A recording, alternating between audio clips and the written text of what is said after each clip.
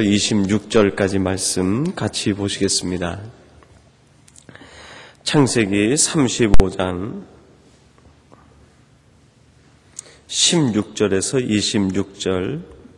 26절까지 말씀입니다. 우리 한 절씩 같이 교독하시겠습니다. 16절 말씀 제가 봉독하겠습니다. 그들이 베델에서 발행하여 에브라스에 이르기까지 얼마기를 격한 곳에서 라헬이 임신하여 심히 신고하더니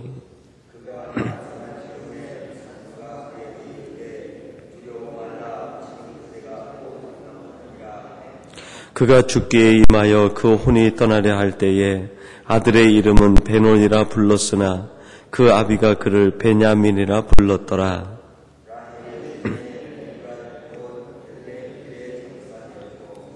야곱이 라헬의 묘에 비를 세웠더니 지금까지 라헬의 묘비라 일컫더라.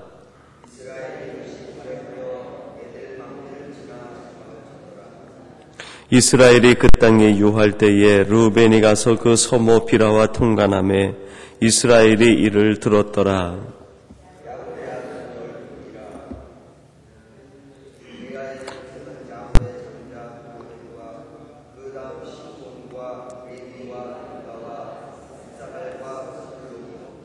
라헬의 소생은 요셉과 베냐민이며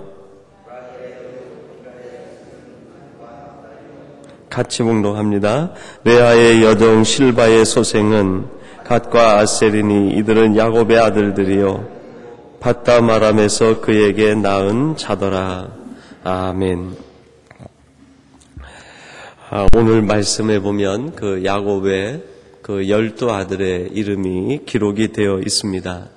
그리고 그 12아들 마지막 베냐민의 출생과 그리고 야곱의 장자인 르우벤을 통해서 그의 서모 비라와 통관하여 아들이 하나 자녀들이 낳게 되었다 하는 이야기들을 기록하고 있습니다. 그리고 오늘 본문은 야곱 가정에 있는 자녀들의 이야기가 기록이 되어 있습니다. 오늘 이 말씀을 통해서 우리에게 주시는 하나님의 교훈은 무엇인가? 이 말씀이 우리에게 무엇을 가르치고 있는지 함께 살펴보려고 합니다. 특별히 오늘 이 야곱의 12아들들이 나중에 이스라엘 민족의 뿌리를 이루게 됩니다. 그리고 이 12아들이 각기 부족의 족장들을 이루게 됩니다. 이스라엘의 그 족장하면 우리는 대단히 그 위대한 인물, 존경스러운 인물로 생각하게 됩니다. 그들의 역할이나 기능이나 그 족장들이 한 일들을 보면은 위대한 이스라엘 민족을 만들어가고 그들을 이끌어가는 지도자가 되었기 때문입니다. 그런데 오늘 성경은 이 지도자들에 대해서 이야기하면서 그들이 과거에 어떤 사람들이었는가 하는 면에 초점을 두고 있습니다. 미리 결론처럼 말씀드리면 오늘 본문에 담겨있는 교훈은 그런 것입니다. 위대한 민족, 이스라엘 민족의 족장들, 그들은 어떤 사람이었는가? 그들은 과거에 형편없는 사람들이었다. 그러나 그들이 하나님의 능력 가운데 붙들리게 되고 하나님이 그들을 사용하게 되자 형편없는 사람들이 장차 하나님의 나라를 이루어가는 족장이 되고 지도자가 되었다 하는 것을 이야기합니다. 오늘 우리에게 하나님이 하시고 싶은 말씀이 무엇이겠습니까? 너희들이 누구든지 내 손에 붙들리기만 하면, 내가 너희들을 지켜주기만 하면, 나와 함께하면 위대한 사람이 될 수 있다. 하나님은 과거를 묻지 않으시고 우리의 약함을 강점으로 변하게 하셔서 우리를 사용하셔서 하나님의 나라를 이루어 가신다 하는 것을 말씀하고 있습니다. 또한 동시에 하나님의 나라는 인간의 장점에 있는 것이 아니라 인간의 능력이 무한해서 그 능력을 통해서 하나님의 나라와 하나님의 역사를 이루어가는 것이 아니라 하나님께서 우리에게 능력을 주시고 하나님께서 우리에게 온갖 은사를 주셔서 우리를 변화시켜 사용하신다 하는 의미가 내포되어 있습니다. 세상은 인간의 능력을 개발해야 된다라고 얘기합니다. 그러나 성경은 우리에게 무엇을 말씀합니까? 인간의 능력을 가지고 하나님의 나라를 이루어가는 것이 아니라 하나님을 우리가 전폭적으로 수용하고 하나님을 우리가 받아들이고 하나님의 능력을 힘입을 때 그 하나님의 능력이 하나님의 나라를 이루어가는 도구가 된다 하는 것을 이야기합니다. 어떻게 보면 때때로 우리 인간이 가지고 있는 능력을 주장할 때 그것이 하나님의 나라를 이루어가는 도구보다는 오히려 하나님의 나라를 회방하는 것이 될 수 있다는 것입니다. 가장 연약한 자를 들어서 이스라엘의 민족을 이루시고 실수투성이요 오히려 어떻게 보면 세상 사람들에게까지도 비난받을 수 있는 사람들을 하나님께서는 변화시켜서 하나님의 나라를 이루어가고 위대한 이스라엘 민족을 이루게 되셨습니다. 그러면 이들이 과거에 어떤 사람들이었는가? 성경이 가르치고 주목하고 있는 내용을 함께 보면서 이 시간 우리에게 주시는 하나님의 은혜를 함께 나누고자 합니다. 그래서 오늘은 먼저 베냐민의 출생에 대해서부터 오늘 성경 말씀을 시작합니다. 여러분 18절 말씀에 보니까요 그렇게 기록합니다. 그가 죽기에 임하여 그 혼이 떠나려 할 때에 아들의 이름은 베논이라 불렀으나 그 아비가 그를 베냐민이라 불렀더라 그렇게 말합니다. 이 베냐민이 태어날 때 그 어머니 라헬이 그 아들을 낳으면서 너무나 힘든 산고를 치르게 됩니다. 그래서 결국 이 아들을 낳으면서 어머니 라헬이 죽고 맙니다. 마지막 그 정신이 혼미해져서 그 혼이 떠나기 전에 태어난 아들을 보면서 너는 베논이라 그렇게 이름을 붙였어요. 여러분이 베논이라는 뜻은 슬픔의 아들 그런 뜻입니다. 눈물의 아들 그런 뜻이 있어요. 슬픔, 눈물 그런 뜻이 있습니다. 그런데 이 야곱이 아비가 이름을 바꾸어서 불렀어요. 너는 베논이가 아니라 베냐민이다. 베냐민 하는 뜻은요, 오른손의 아들, 권세의 아들 그런 뜻이 있습니다. 오른손 하는 것은 능력 그런 뜻이 담겨있는 성경적인 상징이고 표현입니다. 어머니가 볼 때 너는 슬픔이다. 그러나 아비가 볼 때 너는 권세다. 어머니가 볼 때 너는 눈물이다. 너는 아픔이다 그렇게 보았는데 야곱 아비가 볼 때 너는 기쁨이고 너는 권위고 너에게는 오른손에 능력이 있다. 그렇게 이름을 불렀다는 것을 가르쳐주고 있습니다. 여러분 성경에 보면은 어머니는 대부분 땅에 대한 표상으로 되어 있습니다. 우리 인간의 모든 세상적인 표상이 담겨 있고 아비에 대한 상징은 하늘에 대한 상징이 담겨 있습니다. 조금 우리가 이 본문 말씀을 알레고리컬하게 영적으로 해석한다고 하면 세상적인 입장으로 볼 때 너는 슬픔이다. 너는 눈물이고 너는 고통이다. 그렇게 볼 수밖에 없는 그 사람이 하늘의 눈, 하나님의 눈으로 볼 때 너는 권세가 있다. 너에게는 능력이 있다. 너는 왼편이 아니라 오른편에 있는 사람이다. 그렇게 명명하게 된다는 것입니다. 여러분 오늘 이 본문에 나와 있는 베냐민은 이 땅을 살아가고 있는 우리 모든 인간의 실존 아니겠습니까? 오늘 예배하는 저와 여러분들이 세상적인 눈으로 보면 슬픔입니다. 고통이고 아픔이고 어려움이고 괴로움이죠. 우리 자신이 그런 존재로 태어나서 이 땅을 살아가는데 그런 존재인 우리들을 하나님이 찾아오셔서 말씀하시기를 이제 너는 슬픔이 아니라 너는 내 자녀여 내 권세가 너에게 있다. 요한복음 1장 14절에 보니까요 뭐라고 되어 있습니까? 우리 주 예수를 믿는 자에겐 하나님의 자녀가 되는 권세를 주었다고 말씀하고 계십니다.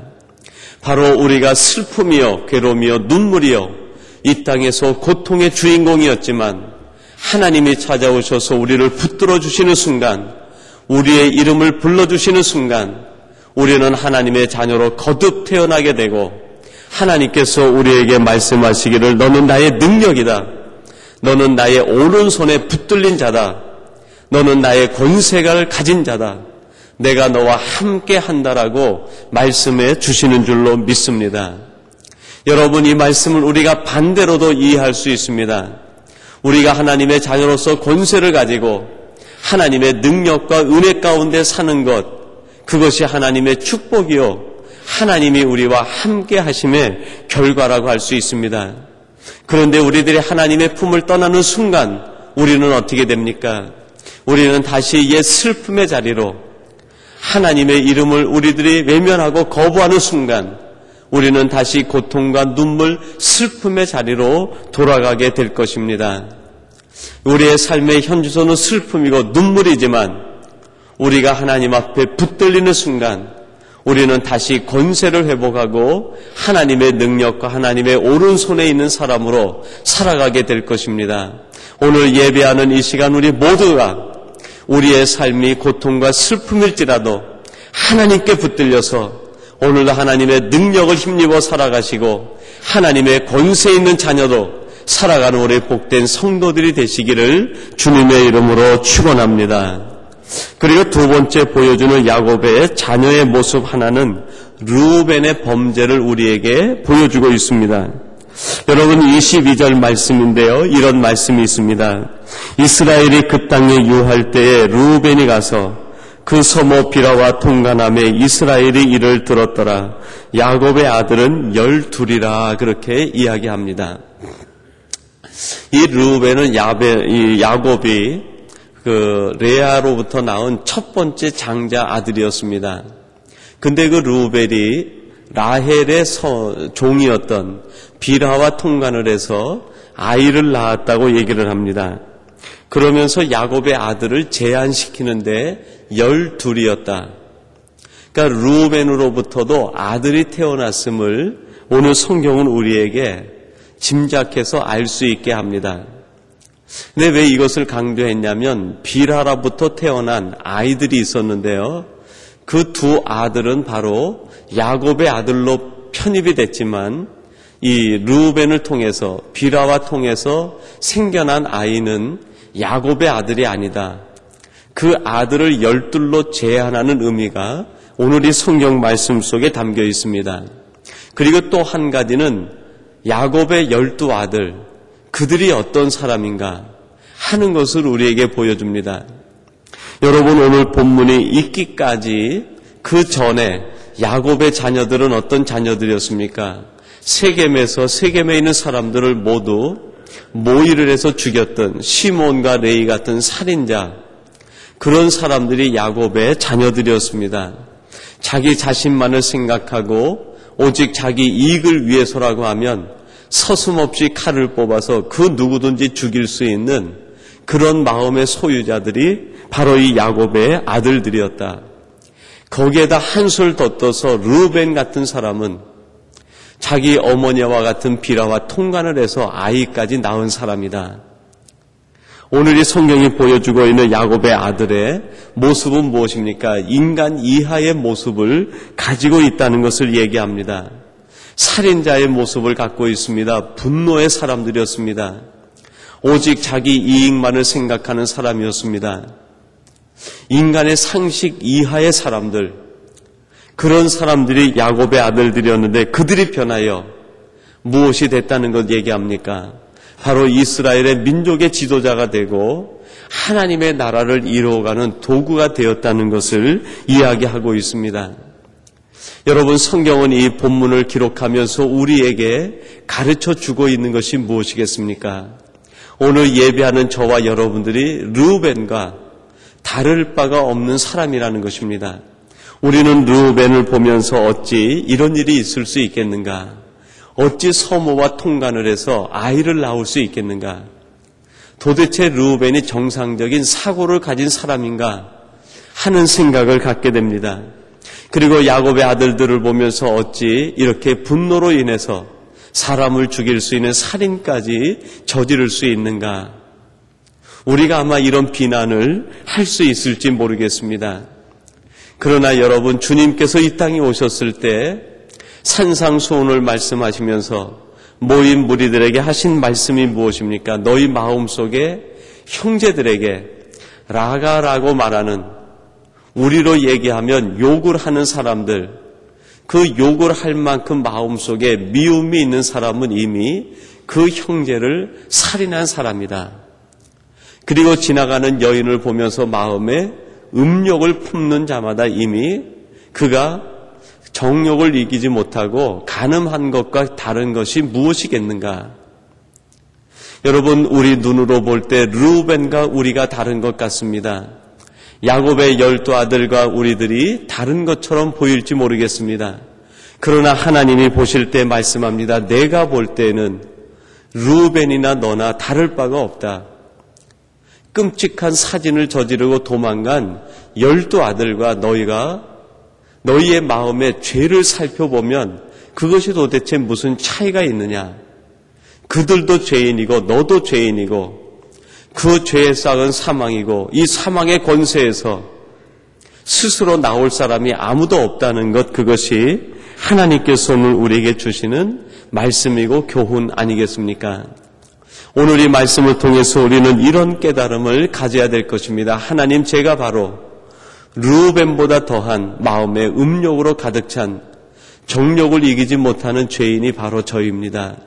하나님, 오늘도 제 마음속에 실행하여 사람의 목숨을 빼앗진 않았지만 내 마음속에 끊임없이 미움과 시기와 질투가 일어나고 있는, 내 마음속에 살인이 일어나고 있는 내 자신이 바로 이런 죄인입니다라고 베드로처럼 우리 주님 무릎 앞에 무릎을 꿇고 주님, 제가 죄인입니다. 저를 용서해 주시옵소서. 이런 고백을 드려야 할 사람이 바로 우리 자신이라는 것을 성경은 가르쳐주고 있는 것 아니겠습니까? 여러분이 르우벤과 야곱의 12 아들이 나중에 어떤 장점을 보입니까? 하나님 앞에 철저히 그들이 자기 자신들의 무능함을 내려놓고 하나님이 쓰시는 위대한 하나님의 사람들이 되었다는 것입니다.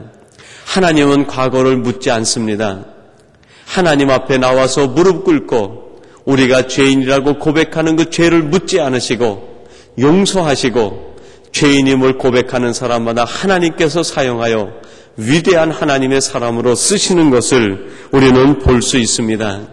오늘 이 르우벤과 야곱의 12 아들을 바라보면서 그들이 가지고 있는 죄가 역시 우리에게도 있음을 고백하고 이 말씀을 통해서 하나님 앞에 조용히 무릎 꿇고 하나님, 죄인인 제가 여기 있습니다. 제 마음의 죄를 씻어내리시고 하나님께서 저를 사용하여 하나님이 원하시는 하나님의 나라의 도구가 되게 해 주시옵소서. 오늘 이 기도가 이 말씀을 통해서 우리에게 주시는 기도 제목이요, 이 말씀을 통해서 깨닫기 원하시는 하나님의 생각, 하나님의 마음 아니겠습니까? 오늘 저와 여러분이 이러한 하나님 앞에 쓰임받는 도구가 되기를 주님의 이름으로 축원합니다. 그래서 오늘 마지막 성경은 이런 결론을 내립니다. 23절부터 26절까지 보면 12 아들의 이름을 쭉 나열하고 있습니다. 여러분, 그 12 아들이 어떤 아들입니까? 첫째는 레아로부터 태어난 아들입니다. 그리고 두 번째는 라헬로부터 태어난 아들입니다. 여러분이 라헬은 레아에 대하여 어떤 생각을 가진 사람이었습니까? 질투심으로 가득 찬 사람이었습니다.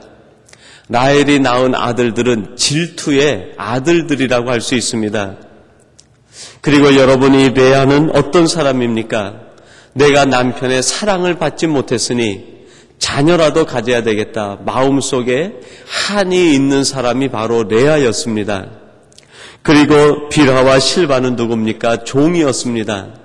종의 몸에서 태어난 자녀들, 그 어머니와 자녀들을 얘기하면서 성경은 이러한 사람들이 하나님의 나라를 이루는 12 부족의 족장이 되었다고 얘기합니다. 질투로 태어난 아들들, 마음속에 분노로 태어난 아들들, 한으로 태어난 아들들, 사람 대접받지 못하는 종의 신분으로 태어난 아들들, 이러한 사람들이 모여서 12 아들의 부족을 이루고 이스라엘 민족을 이루게 되었습니다. 여러분, 구약의 이 이스라엘 민족을 가리켜서 신약시대는 교회 공동체라고 얘기합니다. 하나님으로부터 부름받은 공동체, 그 공동체가 교회 공동체고 그것을 가리켜서 새 이스라엘이라고 얘기합니다. 여러분, 이스라엘 민족의 뿌리는 어떠합니까? 바로 질투가 있었고 시기가 있었고 미움이 있었고 분노가 있었고 사람 취급받지 못하는 종의 아들 신분들이 모여서 이스라엘이라고 하는 민족을 형성하게 되었습니다. 그래서 출애굽기에 보면은 그들을 가리켜 잡다한 종족이다 그렇게 얘기했습니다. 다른 민족들이 볼 때에 이스라엘 백성들은 잡다한 종족이다. 사람 취급도 받지 못할 그런 종족들이 모여서 이스라엘이 되었다고 그렇게 일컬음을 받았던 것이죠. 그런데 그들이 하나님의 능력으로 세상을 변화시키는 가장 거룩한 백성들이 되었습니다. 열방에 대하여 세상을 변화시키는 제사장 나라가 되고 하나님의 소유요 백성이 되었습니다. 여러분, 오늘날 우리 성도들이 모여 예배하는 우리 교회 공동체는 어떠합니까? 거기에는 다양한 사람들이 모여 있습니다.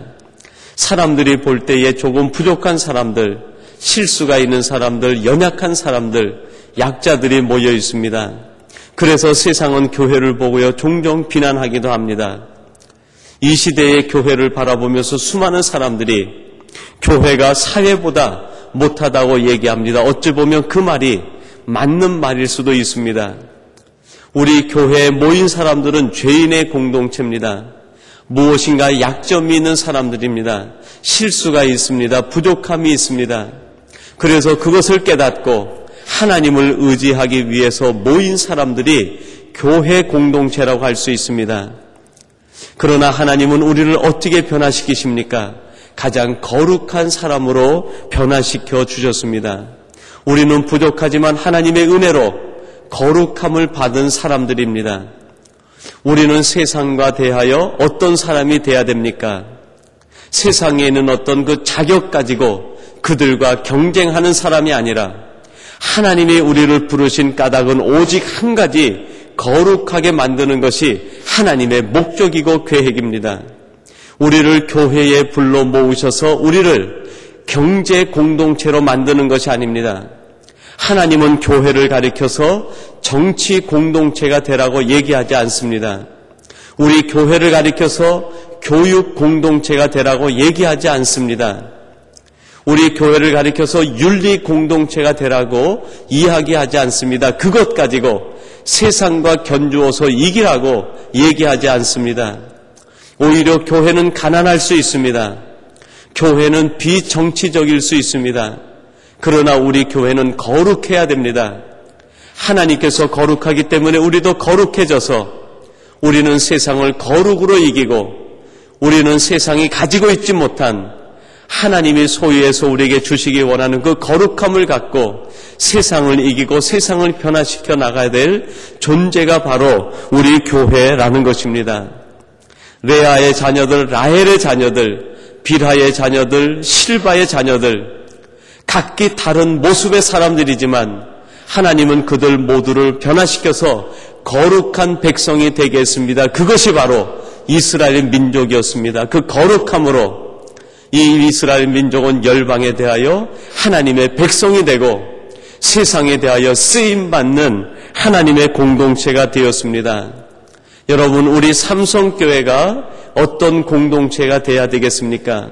정치 공동체가 아니라, 경제 공동체가 아니라, 교육 공동체가 아니라 하나님의 속성을 닮은 거룩의 공동체가 되어 세상이 갖고 있지 못한 그 거룩함을 소유하여 세상을 변화시키는 우리 교회와 성도가 되어야 될 것입니다. 오늘 주시는 이 12 아들의 모습을 보면서 우리 자신이 어떠한 사람이었는지, 그리고 이제 우리 교회 공동체는 어떤 공동체가 되어 하나님의 뜻을 이루어가야 될지 함께 생각하며 이를 위해 기도하고 하나님 앞에 쓰임받는 우리 교회와 이 시간 예배한 우리 사랑하는 온 성도들이 되시기를 주님의 이름으로 축원합니다. 우리 같이 기도하겠습니다. 하나님 아버지 감사합니다. 오늘 말씀을 통하여 야곱의 12아들을 우리에게 조명해 주시니 감사합니다.